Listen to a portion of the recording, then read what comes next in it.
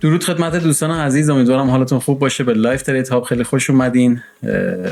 امروز 25 آگوست 2026 هست. طبق روال میخوایم که لایف تریدمون رو انجام بدیم. برقا همین الان اومد، دیالوگ تکراری و هنوز اینترنت وصل نیست طبق معمول، تا ببینیم که وصل بشه، ببینیم چجوری حرکت کرده بازار، ببینیم آیا رضایت میده این اینترنت. ساعت 5:04 است. بله، اخبار مهمی نداریم هنوز. متا تریدر وصل نشده برای من.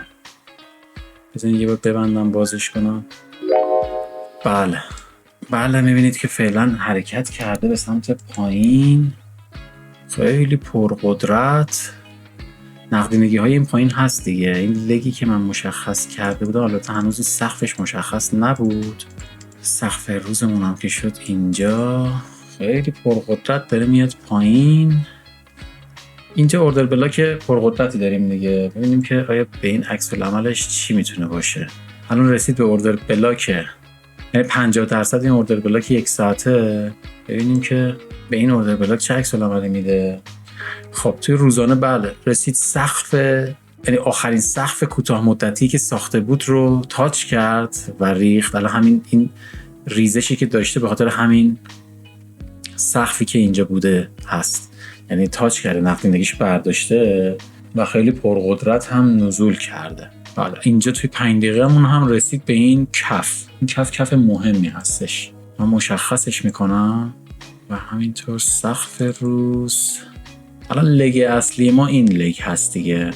ببینیم عکس العملش چه، شاید بخواد حمله کنه به کف روز.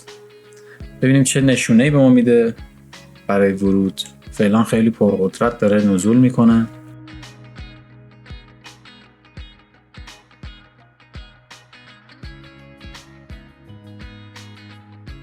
اینجا دقیقا نقطه باز شدن بازار هم هست، همینجایی که الان رسیده، ولی خب یه بار بهش ریاکت داده. بعد ببینیم، من فکر میکنم تا این نقطه بخواد بیاد، تا زیر این کف فکر کنم یه لمسی بکنه اگر بخواد بره بالا. اگر بخواد بیاد پایین هم که کلا میشکنه میاد پایین دیگه، ولی فکر کنم تا زیر این کف یه حرکتی بکنه و بعد بخواد بره بالا.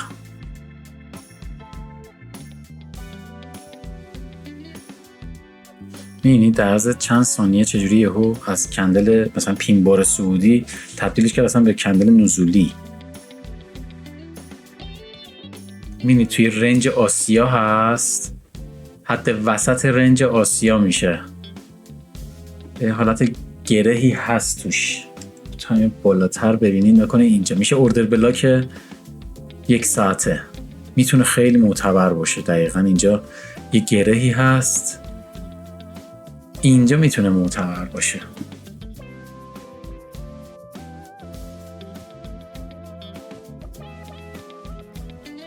میتونم از همینجا بره بالا، این بالانسش حالا تا حدودی اوکی بکنه. بذار من آماده بذارم.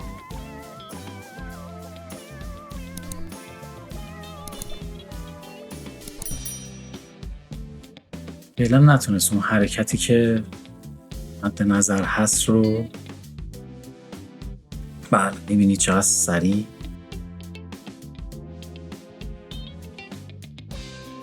من تنظیم کردم یه اکسپرت رو به ریسک ریوارد 1/3 که بعد خودم اونو درستش میکنم به 2 که برای موقع حرکت های سریع حداقل اون 1 دقیقه ما مد نظر گرفته بشه دیگه.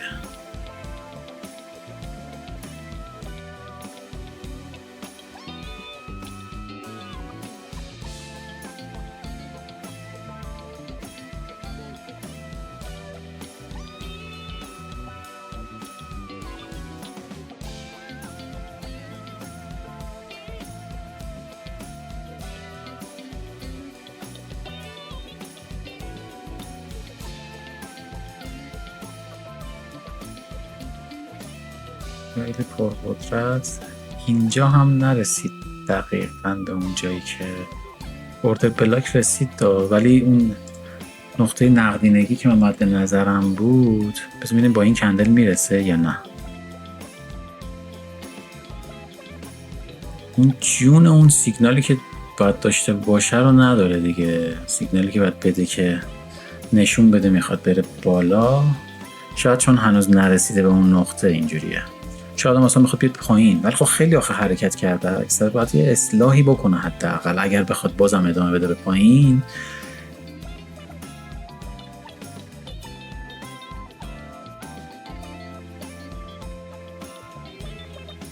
احتمال داره به کف روز هم بخواد برسه، چون اینجا هم یه FVG هستش که هنوز پر نشده، تا نصفش پر شده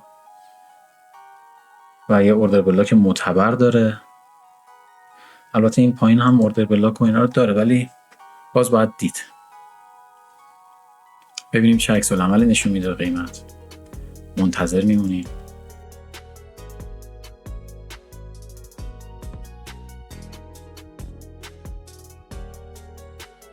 ما دیگه سناریوی سعودیمون تا همین کف 1 ساعته یا همون کف روز دیگه، کف روزمون اگر بشکنه دیگه سناریوی سعودیمون کنسل میشه اگه زیرش تثبیت بده. من فعلا سعودیم، مگه اینکه این کندل یعنی اینجا تثبیت بده دیگه. ببینیم این کندل سقف کندل بغلش رو میزنه. فعلا که نزولیم، چون هیچ کندلی سقف کندل بغلش رو تاچ نکرد. اگر این بزنه یک سیگنالی به ما میده که خریدارا وارد بازار شدن و قیمت احتمالاً تو اینجا میره توی رنجی. اگر که زور نداشته باشه بخواد پرسرعت بره بالا، وارد نزول هم اینجا نمیشه بشی، به خاطر اینکه نقدینگی بالا زیاده و باید با یه بالا زدن، با یه اصلاح وارد نزول هم بشیم اگر هم بخوایم وارد بشیم. فعلا جز نگاه کردن کاری نمیشه کرد. بنویسیم نکاتمون رو.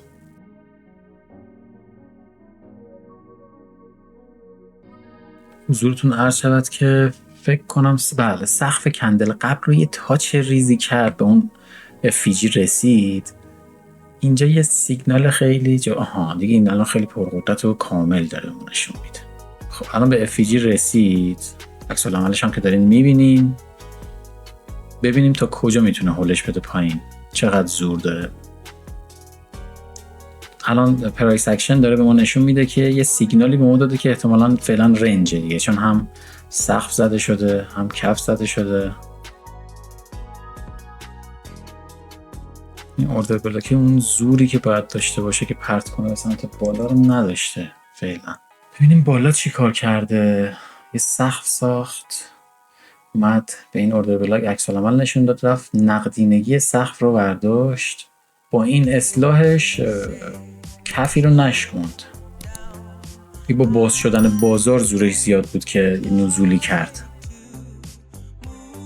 ببینید تو این کندل الان سقف کندل قبلش رو زده، کفش رو هنوز نتونسته بزنه. ببینیم تو این 45 ثانیه چیکار میکنن.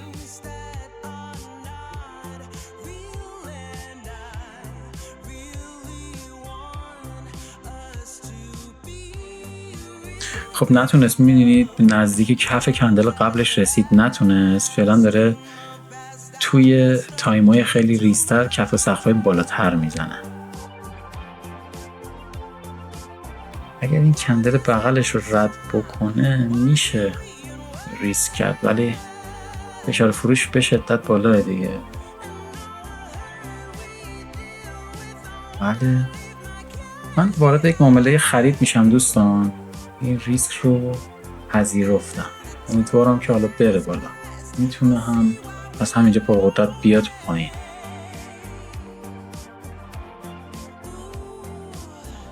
میتونه اینجا کثیف اصلا کار بکنه دیگه، کاری که چند وقته داره انجام میده، بالا پایین بزنه اینجا دیگه. ما این انتخابمون بوده، صبر کردیم، رسید به اون نقطه‌ای که میخواستم، دقیقا رو همون نقطه بازی کرد، ولی فشار فروش خیلی زیاده دیگه.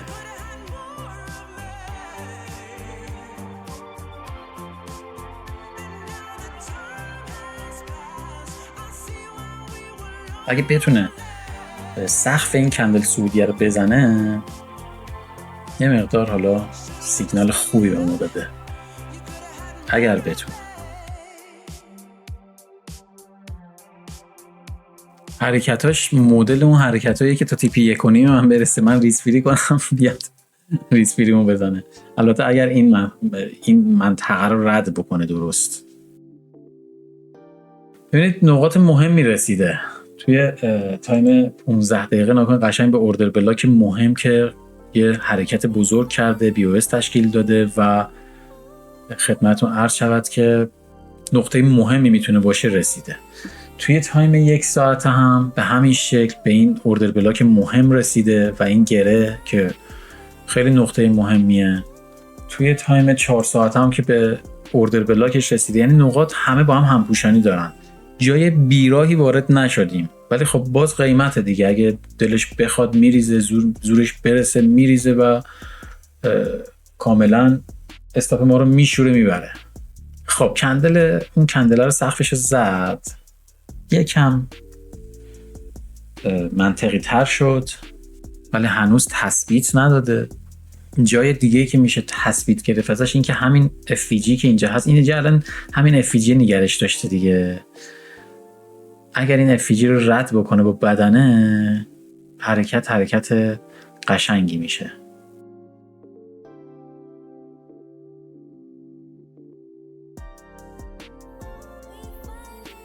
جون حرکت به سمت بالا رو نداره، میبینی؟ اصلا جون حرکت به سمت بالا رو نداره، مگه اینکه بخواد یه الگویی تشکیل بده، یه شکل خاصی بخواد تشکیل بده. هم فعلا که میبینید که چه با قدرت فشار فروش روش زیاده.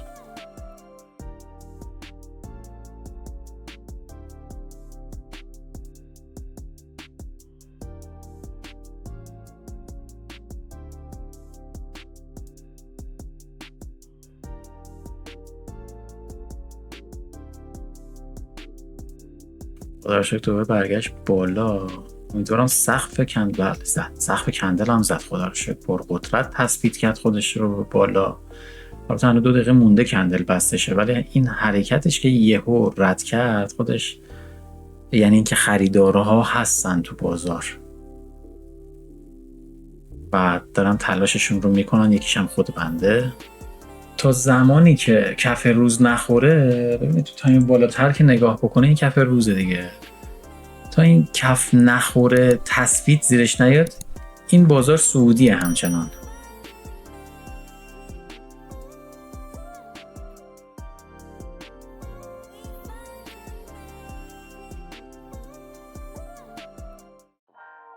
کندل 5 دقیقه شیک و قشنگ بسته شد. فشار خرید با این شادو مشخصه و همینطور فشار قدرت خرید هم با این بادی بدنه مشخصه. کندل بغلش هم که سقف بغل رو زد، باید دید. امیدوارم که به حرکتش ادامه بده. FVG خوبی، جای خوبی درست کرد. اگر که عامل حرکت نشه تا قبل از تیپی 1.5 ما ریسفیری هم بخوایم بکنیم زیر FVG میکنیم، جاش خوبه.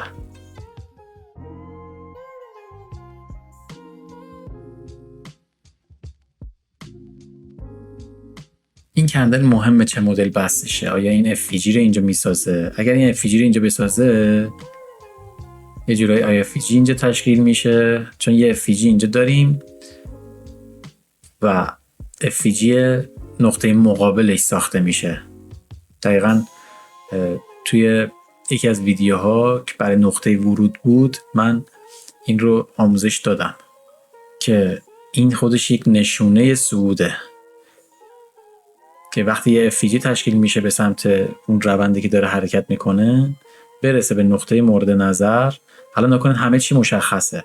رسید نقدینگی کف قبل رو برداشت، به نقطه مورد نظر رسید، FVG شو رد کرد، یه FVG ساخته. البته هنوز این کندل بسته نشده، برای همین میگم مهمه که بسته بشه. چطور بسته بشهش مهمه. و دیگه ما خیالمون راحت میشه که بازار میخواد صعود بکنه.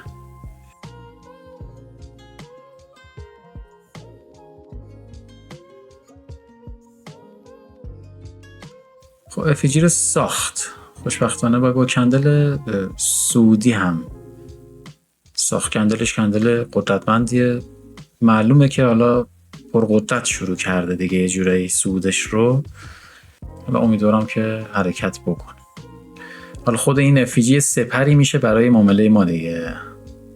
در حال حاضر این افیجی اولین سپری هستش که بعد از معامله ما تشکیل شده و میتونه یه حمایتی بکنه از معامله ما.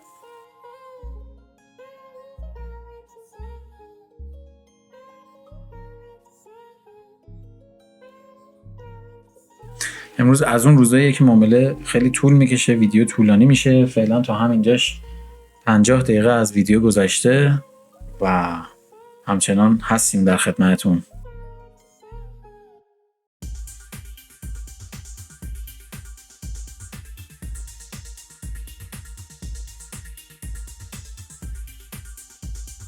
چون داره کندل بسته میشه دیگه نتونست که لمسش بکنه، میخواد نشون بده که میخواد به صعودش ادامه بده. کندل رو به شکل صعودی فکر میکنم بسته بشه دیگه. امیدوارم سقف کندل بله خیلی خوب محکم داره حمله میکنه. بله عالی عالی، سقف کندل قبل رو هم زد. ببینید دقیقا ما کجا وارد شدیم. این سطوح رو میبینید، این چندین بار عکس العمل نشون داد بهش و اینجا ردش کرد پرقدرت، دوباره اومد بهش عکس العمل نشون داد و به شدت صعود کرد، دوباره اومد شکوندش اما نتونست زیرش بمونه دیگه، برگشت بالاش. حالا اینجا دقیقا این افیجی تقریبا همین حدودای همین سطح میتونه بهش ریاکت بده بره بالا، ممکنه هم هست بیاد پایین. ما احتمالات رو میگیم دیگه. الان اومد تو افیجی، کندلی هم زد، کندل نزولی. امیدوارم که با بدنه زیرش نبنده و عکس العمل رو بده که بره بالا. دیگه این افیجی مصرف شد. ببینیم میتونه بلش بده به سمت بالا یا نه.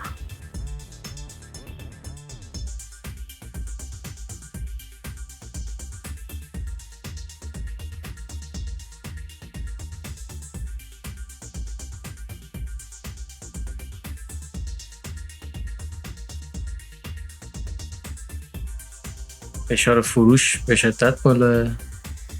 امیدوارم که این افیجی از دست نره. بله کندل 15 دقیقه خیلی نابودی زد. چه حمله نزولی کرد و استاپ ما رو پرقدرت زد، کف روز رو گرفت. حالا شاید بره بالا. اینم از معامله امروز ما. بچه حرکتی کرد،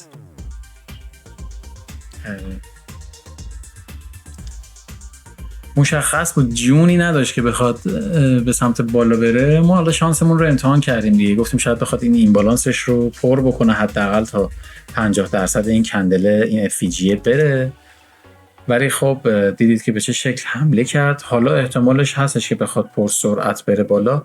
این حرکت‌های بازار رو دیگه نمیشه پیش بینی کرد دیگه، لحظه‌ای یهو حمله میکنه، اصلا برز 1/100 ثانیه استاپ من رو زد، با اینکه چقدر فاصله داشت، اصلا تو نقطه ورودم، بالای نقطه ورودم بود و احتمالاً بخواد بیشتر نزول بکنه. حالا اگرم بخواد بره بالا دیگه ما کاری باش نداریم دیگه، ما کارمون رو انجام دادیم. مهم اینه که بتونیم خودمون رو نگه داریم تو اینجور مواقع که الان مثلا یه موقع من روانم به هم نریزه بگم که آخ چرا اینجوری زد، من الان باید وارد بشم، باید وایسم ببینم. که دیدین دیگه ویدیوهای قبلیم دقیقا تو همین حالت هم بودم، ویدیوشو براتون گذاشتم و دیدید که چطور شد و چجوری ضرر کردم. ما تکماملمون ضرر شد. فعلا این هفته 2 تا ضرر خوردیم. فعلا داریم هفته های سختی رو پشت سر میذاریم دیگه. بازار گیجیه، واقعا بعضی موقع نمیشه فهمیدش. یه سری حرکت‌ها رو همون اول میکنه توی نوسان. اون موقع هم بخوای بگیری تو نوسان دیدید که بازم اونم داستانای خاص خودشو داره. در صورت این هم از معامله امروز من. امیدوارم که براتون مفید بوده باشه. لطفاً لایک، سابسکرایب و اون زنگوله هم بزنید که من محتوای تولید میکنم بهتون اطلاع داده بشه. و تا فردا و لایو ترید دیگه شما رو به خدا بزرگ میسپارم. بدرود.